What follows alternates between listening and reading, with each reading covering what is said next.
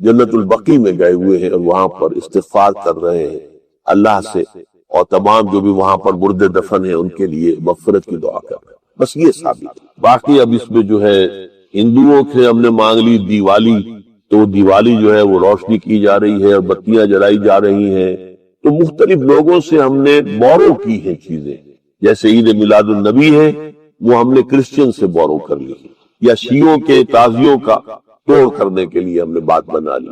اب اس میں جو ہے روشنیاں کی جا رہی ہیں، یہ دیوالی کا گویا کہ ہم نے توڑ فراہم کیا ہے یا اس کی نقل ہم کر رہے ہیں، یہ چیزیں نہیں۔ البتہ نماز رات کی عبادت تو ہر رات میں بہت اعلیٰ ہے۔ چلیے اگر اور دنوں میں نہیں ہوتا، اس رات کو آپ کو، کیونکہ حضور نے بھی استغفار کیا خاص طور پر جا کر جنت البقیع میں، تو اگر آپ بھی کریں، نماز پڑھیں اور استغفار کریں تو کیا ہے، بہت اچھی بات ہے، اس میں تو کوئی حرج کی بات ہے ہی نہیں۔ لیکن اسے کوئی تہوار کی طرح منانا، پٹاخے چھوڑنا اور جو ہے وہ روشنی کرنا، یہ بھارت صحیح نہیں ہے۔ روزہ بھی چونکہ 15ویں شب ہوتی ہے، 15واں دن ہوتا ہے، پھر اس اعتبار سے حضور کے معمولات میں تھا کہ آپ ہر مہینے کی 13، 14، 15 تاریخوں میں روزہ رکھتے تھے۔ تو اگر آپ یہ نیت کر کے روزہ رکھ لیتے ہو، کیا کہنے ہیں، نور علی نور ہے۔ اور روزہ کسی وقت بھی نفلی روزہ رکھا جائے، اللہ تعالیٰ قبول فرمائے گا۔ توبۃ نصوحا عسى ربكم ان يكفر عنكم سيئاتكم ويدخلكم جنات تجري من تحتها الانهار يوم لا يخزي الله النبي والذين آمنوا معه نورهم يسعى بين أيديهم وبأيمانهم يقولون ربنا أتمم لنا نورنا واغفر لنا إنك على كل شيء قدير۔ وقال عز وجل كما ورد في سورة النور وتوبوا إلى الله جميعا أيها المؤمنون لعلكم تفلحون۔ وقال جل وعلا كما ورد في سورة الزمر قل يا عبادي الذين أسرفوا على أنفسهم لا تقنطوا من رحمة الله إن الله يغفر الذنوب جميعا صدق الله العظيم۔ رب اشرح لي صدري ويسر لي أمري واحلل عقدة من لساني يفقهوا قولي۔ اللهم ربنا ألهمنا رشدنا واعصمنا من شرور أنفسنا، اللهم أرنا الحق حقا وارزقنا اتباعه وأرنا الباطل باطلا وارزقنا اجتنابه، اللهم وفقنا أن نتوب إليك توبة نصوحا، آمین یا رب العالمین۔ آپ میں سے بہت سے حضرات کے علم میں ہوگا اخباری اطلاع کی بنیاد پر کہ میری آج کی گفتگو کا موضوع ہے توبہ کی عظمت اور اس کی تاثیر۔ اس کا پس منظر یہ ہے کہ پچھلے کئی مہینوں سے میری تقریر جو ہے وہ جو اس وقت عالمگیر حالات ہیں اور جو امت کو خطرات درپیش ہیں اور اس کے ضمن میں جو پیشین گوئیاں احادیث نبویہ میں موجود ہیں، جو میں کم سے کم یوں سمجھئے کہ 25 برس سے بیان کرتا آ رہا ہوں، لیکن اب وہ چشم سر کے سامنے آ رہی ہے۔ پہلے وہ صرف یہ کہ انسان کو علمی اعتبار سے معلوم تھی، اب وہ صورتحال آنکھوں کے سامنے۔ تو اس پر چونکہ گفتگو ہوتی رہی، لیکن ہر مرتبہ گفتگو کا اختتام اس پر ہوا کہ اس کا علاج کیا ہے، بچنے کا راستہ کون سا۔ تو عام طور پر ایک لفظ پر توبہ، البتہ اس میں انفرادی توبہ، اجتماعی توبہ۔ انفرادی توبہ سے انسان اپنے گناہوں کی سزا سے بچ جاتا ہے، آخرت میں اللہ تعالیٰ اسے اپنے عفو و درگزر کا، اپنی رحمت کا، اپنے فضل کا مستحق قرار دے۔ لیکن دنیا میں قوم کی حالت نہیں بدلتی جب تک اجتماعی توبہ تھا۔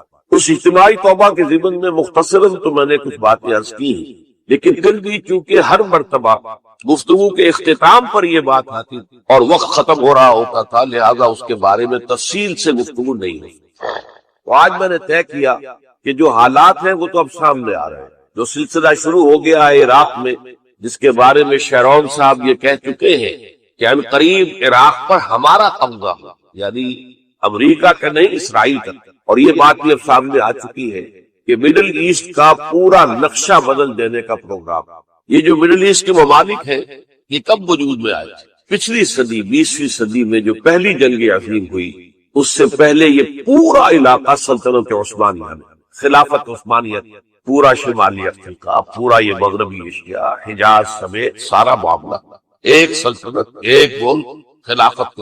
پہلی جنگ عظیم کے بعد پھر حصے بکھرے کیے انہوں نے، جیسے کہ مال غنیمت کو بیٹھ کر بعد میں تقسیم کیا جائے۔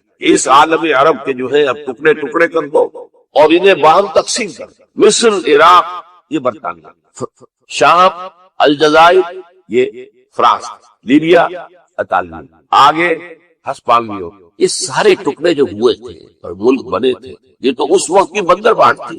اسی طرح اب کہا جا رہا ہے کہ اس جنگ کے بعد حقیقت میں مڈل ایسٹ کا نقشہ تبدیل کر، یہ صرف چینج آف ریجیم نہیں ہے، چینج آف ریجن علاقے کا، اور اس کو ہم اپنی اصطلاح میں جب کہیں گے تو گویا کہ ایک عظیم تر اسرائیل کے قیام کا منصوبہ ہے جس پر عمل کا آغاز ہو۔ ورنہ اس جنگ کی کوئی وجہ سمجھ نہیں، کوئی جرم ثابت نہیں ہوا۔ صدام پہلی خلیج کی جنگ میں تو اس کا جرم ثابت تھا، اس نے کویت پر حملہ کیا، اس پر تو کوئی جرم سرے سے ہے ہی۔ ان کے اپنے معائنہ انسپیکٹر جا کر بتاتے رہے کہ کچھ نہیں دیکھا ہم نے، کچھ نہیں پائے۔ اس حوالے سے سوچئے کہ کیا جواز، کوئی جواز پوری دنیا میں یہ بات تسلیم کی جاتی ہے کہ بلا جواز حملہ، اور کس قدر شدت سے ہے، کتنی طاقت سے، کتنی قوت سے ہے، کتنی فوجیں آئی ہیں، کتنے جو ہے خلیج کے اندر جہاز کھڑے ہوئے ہیں جن پر سے کہ ہوائی جہاز اڑتے ہیں، کتنے چھوٹے چھوٹے جہاز کھڑے ہوئے ہیں، کہاں کہاں سے حملے ہو رہے ہیں۔ اصل میں وہ کتاب الملاحب کے اندر حضور نے جن خبروں کی پیشن گوئی کی تھی وہ اب ہمارے سامنے۔ اسی طرح پاکستان کا معاملہ ہوتے ہوتے رفتہ رفتہ ہمارے گرد گھیرا تنگ ہو رہا۔ ہم پر ایک الزام تو وہ کہتے ہیں کہ آپ چاہے لاکھ دفعہ قسم کھا لیں ہم نہیں مانیں گے، شمالی کوریا کو ایٹمی صلاحیت جو ہے وہ آپ نے، ہمارے پاس ثبوت، اس کے بدلے میں ان سے میزائل ٹیکنالوجی آپ نے لی، ہمارے پاس ثبوت، اور آپ کشمیر میں کراس بارڈر انفلٹریشن اور ٹیررزم کو روک نہیں سکے، آپ نے نہیں روکا۔ اور یہ جو ہے فنڈامنٹلسٹ جو ہیں آپ کے ملک میں سر اٹھا رہے ہیں، 2 صوبوں میں ان کی حکومتیں بن گئی ہیں، اس سے تو اندیشہ ہے کہ کہیں ایٹمی صلاحیت جو ہے آپ کی وہ ان کے ہاتھ میں نہ چلی جائے، پھر تو وہ القاعدہ اور ٹیررسٹ کے حوالے پہنچ جائے۔ لہذا حالات جو ہے بہت دگرگوں ہیں، اور یہی وجہ ہے کہ اس کا عکس ہمیں نظر آتا ہے۔ بھارت کا جو طرز عمل ہے اس وقت، جس طرح تھریٹننگ انداز اس کا اس وقت ہے، اتنا اس سے پہلے کبھی نہیں۔ وہ کہتے ہیں کہ جو اصول امریکہ نے اختیار کیا ہے کہ جس ملک سے مستقبل میں کوئی اندیشہ ہے اس پر پہلے سے حملہ کرنے کا حق حاصل ہے، یہ نہیں کہ اس کا کوئی جرم ثابت ہو، ہمیں اندیشہ ہے لہذا ہمیں حملہ کرنے کا حق۔ تو اسی طرح پھر ہمیں بھی پاکستان کے اوپر حملہ کرنے کا حق۔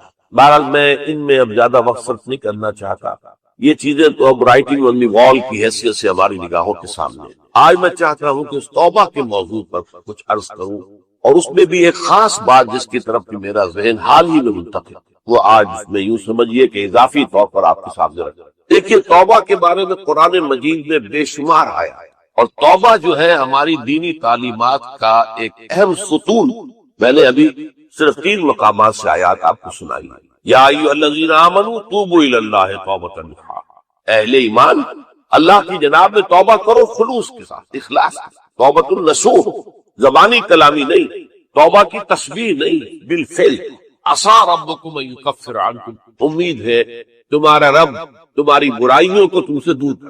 یہ توبہ کی تاثیر ہے۔ اگر آپ کے اخلاق اور کردار میں کوئی غلط شے شامل تھی، اللہ تعالیٰ آپ کے کردار کے دامن کو دھو دے، اور آپ کے اعمال نامے میں اگر دھبے لگے ہوئے تھے تو اللہ تعالیٰ ان دھبوں کو بھی دھو ڈالے۔ عسیٰ ربکم ان یکفر عنکم سیئاتکم ویدخلکم جنات تجری من تحتہا الانہار، اور تمہیں داخل کرے گا ان باغات میں جن کے دامن میں ندیاں ہیں۔ یوم لا یخزی اللہ النبی والذین آمنوا معہ، وہ دن جس دن اللہ تعالیٰ اپنے نبی کو رسوا نہیں کرے گا، معاذ اللہ ثم معاذ، اور نبی کے ساتھ ہی ان کو بھی جو ان کے ساتھ ایمان لائے۔ نورہم یسعی بین ایدیہم و بایمانہم، ان کا نور ان کے داہنی سامنے طرف اور داہنی طرف دوڑتا ہوا، نور ایمان قلب سے پھوٹ رہا ہوگا اور وہ سامنے روشنی ڈالے گا، اور نور اعمال صالحہ داہنے ہاتھ کی طرف سے کیونکہ عمل کرتے ہیں نیک ہم، تو وہاں سے نور ظاہر ہوگا جو دنیا میں اعمال کی شکل میں کمایا گیا۔ اور اس وقت یہ اہل ایمان کہتے ہوئے یقولون ربنا اتمم لنا نورنا واغفر، اے اللہ ہمارے نور کو کامل فرما۔ پھر اس پر جم جائے، ان پر فرشتوں کا نزول ہوتا ہے، نہ کوئی غم کرو نہ خوف، خوشیاں مناؤ جنت کی جس کا تم سے وعدہ کیا گیا تھا۔ اللہ کی ربوبیت پر اطمینان جب انسان کو ہو جاتا، میرا رب اللہ ہے، ربی اللہ، انسان کے لیے نہ کوئی کھٹکا، نہ کوئی خطرہ، نہ کوئی خوف، نہ کوئی حزن۔ جو کچھ ہو رہا ہے کس کے اذن سے ہو رہا ہے؟ اللہ کے اذن سے۔ اللہ کے اذن کے بغیر پتا تک نہیں ہلتا۔ یہ کوئی اندھا بہرا مادہ نہیں ہے جس سے مجھے کوئی خوف ہو۔ اندھا بھینسا چلا رہا ہو اس سے تو ڈرنے کا ہر انسان کو ڈرنا چاہیے، نہ معلوم کس کو ٹکر مار دے، لیکن نہیں، اس کائنات کو چلانے والا ایک سمیع و بصیر خدا ہے۔ وہ جو میرا دوست ہے، میرا ولی ہے، اللہ ولی الذین آمنوا یخرجہم من الظلمات الی النور۔ اللہ اہل ایمان کا ولی ہے، ساتھی ہے، پشت پناہ ہے، مددگار ہے، حمایتی ہے۔ بتائیے جسے یقین ہو جائے کہ اللہ میرا مددگار، اللہ میرا محافظ، اللہ میرا پشت پناہ، اللہ میرا حمایتی، اس کے لیے کوئی خوف ہوگا؟ اس سے کوئی ڈر ہوگا؟ میں مثال دیا کرتا ہوں ایک بہت سادہ، پنجاب کے دیہات کی۔ تو بڑا چودھری ہے اور کوئی غریب کسان ہے۔ اس غریب کسان کی کہ جانوروں کو ہر وقت اندیشہ ہوگا چوری کا، کوئی میری بھینس کھول کر نہ لے جائے، کوئی میرا بیل کھول کر نہ لے جائے۔ لیکن جس کے بارے میں یہ سب کو معلوم ہو کہ وہ جو بڑا چودھری ہے وہ اس کا دوست ہے، اس کی بچیا کو کوئی خوف ہوگا؟ اس کی بھینس پر کوئی ہاتھ ڈالے گا؟ اسے کوئی اندیشہ ہوگا؟ نہیں۔ کیوں؟ کہ وہ بڑا چودھری، بڑا اس کا یہاں کا سردار، جاگیردار، سب کو معلوم ہے وہ میرا دوست ہے، کوئی میرے خلاف اقدام نہیں کر سکتا۔ اس دنیا میں یہ چھوٹی سی بات اگر آپ کے دلی اطمینان اور سکون کا باعث بن سکتی ہے تو ذرا تصور کیجئے۔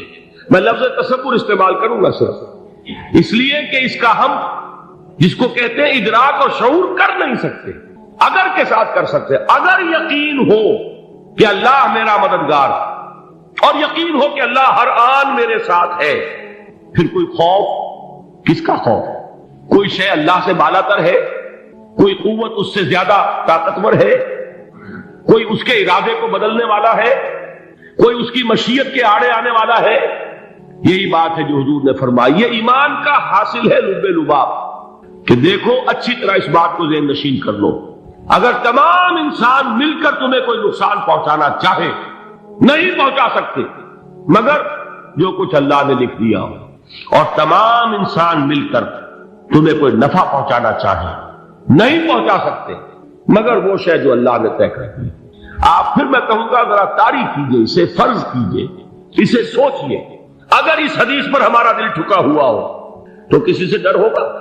یہ مجھے نقصان نہ پہنچا دے، یہ میری رپورٹ خراب نہ کر دے، یہ میری انکریمنٹ نہ رکوا دے، یہ میرا یہ نہ بگاڑ دے، یہ میرے یہ نقصان نہ پہنچا دے۔ اس کا ڈر، اس کا ڈر، اس کا خوف، اس کی خوشامد، اس کے لیے جا کر طرح طرح سے اپنی عزت نفس کو ذلیل کروانا اس کے سامنے، یہ سب کچھ کیوں کرتا ہے انسان؟ جب سمجھتا ہے کہ اس کے ہاتھ میں میرا کوئی نفع ہے، اس کے ہاتھ میں میرے لیے کوئی ضرر ہے، یہ مجھے کوئی غضب پہنچا سکتا ہے، یہ مجھے کوئی نقصان پہنچا سکتا ہے، یہ میرا کوئی کام بنا سکتا ہے، یہ میری کوئی ضرورت پوری کر سکتا ہے، اسی کا نام شرک ہے۔ جہاں آپ نے یہ سمجھا کہ غیر اللہ کے اندر کوئی طاقت موجود ہے وہی شرک ہے۔ بتوں سے تجھ کو امیدیں، خدا سے نو امیدی، مجھے بتا تو صحیح اور کافری کیا ہے؟